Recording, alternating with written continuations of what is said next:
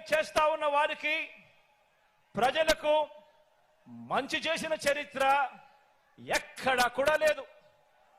మనకు వంచిన చరిత్ర ఎక్కడా కూడా కనిపించదు. మనలో తేడా గమనించమని అడుగుతా ఉన్నా. వారికి మేనిఫెస్టో అంటే ఎన్నికలప్పుడు చెత్తబుట్టలో పడేసే డాక్యుమెంట్. ఎన్నికలు అయిపోయిన తర్వాత మేనిఫెస్టో ఇచ్చి కనీసం 10% వాగ్దానాన్ని కూడా నిలబెట్టుకున్న చరిత్ర వారికి లేదు.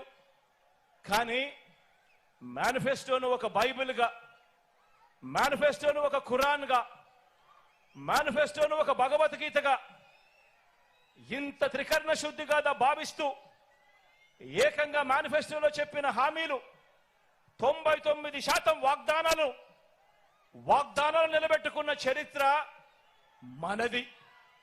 తేడా గమనించమని కోరుతా ఉన్నా. మరో విషయం కూడా చెప్తా ఉన్నాను. ఈ మధ్యకాలంలోనే ఈ విషయం కూడా ఈ మధ్యకాలంలో పేపర్లలో వచ్చింది కాబట్టి టీవీలలో ఎక్కువగా ప్రత్యర్థులు వాళ్ళ ఎల్లో మీడియాలో ఎక్కువగా చూపిస్తా ఉన్నారు కాబట్టి చెప్తా ఉన్నా. ఎక్కడో బ్రెజిల్ నుంచి మన విశాఖకు చంద్రబాబు వదిన గారి చుట్టం తన కంపెనీకి డ్రై ఈస్ట్ పేరుతో డ్రగ్స్ అంటే మాదక ద్రవ్యాలను దిగుమతి చేస్తా ఉంటే ఈ మధ్యకాలంలోనే సిబిఐ వాళ్ళు రేడ్ చేశారు. ఈ రేడ్ జరిగింది అని చెప్పి తెలిసిన వెంటనే క్షణాల్లోనే ఎల్లో బ్రదర్స్ అందరూ కూడా ఉలిక్కిపడ్డారు. వారి బ్రదర్ దొరికిపోయాడని తెలిసిన వెంటనే దొరికితే తమ బ్రదర్ కాదని, దొరికాడు కనుక వారు మన బ్రదర్స్ అని మన మీద నెట్టేయటానికి కూడా క్షణాల్లోనే కూడా వీళ్ళంతా కూడా రెడీ అయిపోయారు. తీరా చూస్తే వారు ఎవరయ్యారంటే సాక్షాత్తు మన రాష్ట్ర బీజేపీ అధ్యక్షురాలు చంద్రబాబు నాయుడు గారి వదినమ్మ గారి కొడుకు వియంకుడు.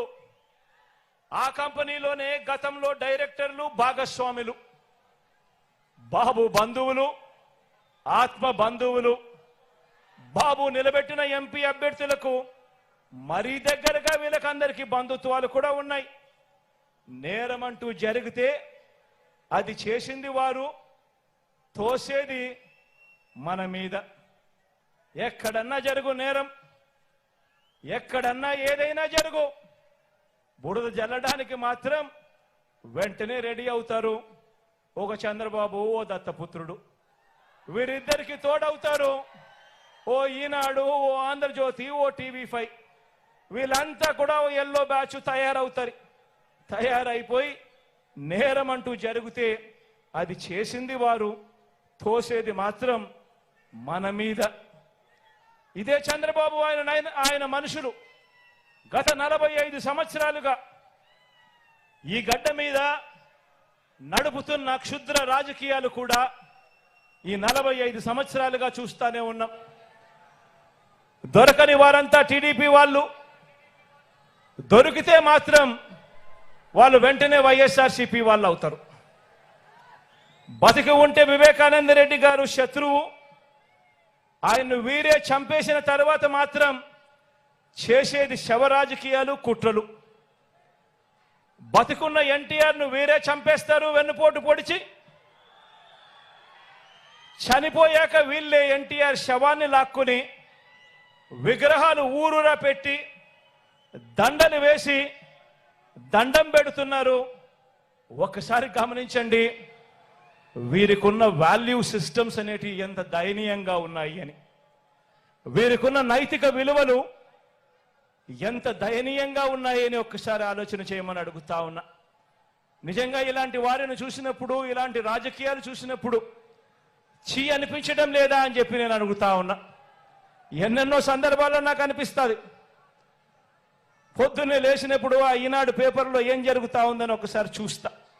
ఎందుకంటే మనల్ని తిట్టే వాళ్ళను కూడా మనం వినాలి, చూడాలి. కాబట్టి చూసిన తర్వాత ఛీ ఇదొక పేపరా అని చెప్పి రోజు పక్కన పడేయాల్సిన పరిస్థితి లేకపోతా ఉంది. అనిపించడం లేదా ఈ రాజకీయాలను చూస్తే అని చెప్పి ఆ ఈనాడుని అంటా ఉన్నాను, ఆ ఆంధ్రజ్యోతిని అంటా ఉన్నాను, ఆ TV5 అంటా ఉన్నాను, ఆ చంద్రబాబు నాయుడుని అంటా ఉన్నాను, ఆ దత్తపుత్రుడిని అంటా ఉన్నాను. నిజంగా ఇంత దయనీయమైన రాజకీయాలు చేయడానికి మనసెలా ఒప్పుతా ఉంది అని చెప్పి. వీళ్ళందరికీ తోడు ఈ మధ్య కాలంలో కేంద్రం నుంచి ప్రత్యక్షంగాను ఒక పార్టీని తెచ్చుకున్నారు, కేంద్రం నుంచి పరోక్షంగా ఇంకొక పార్టీని కూడా తెచ్చుకున్నారు. అందరూ కలిసి ఒక్క జగన్ మీద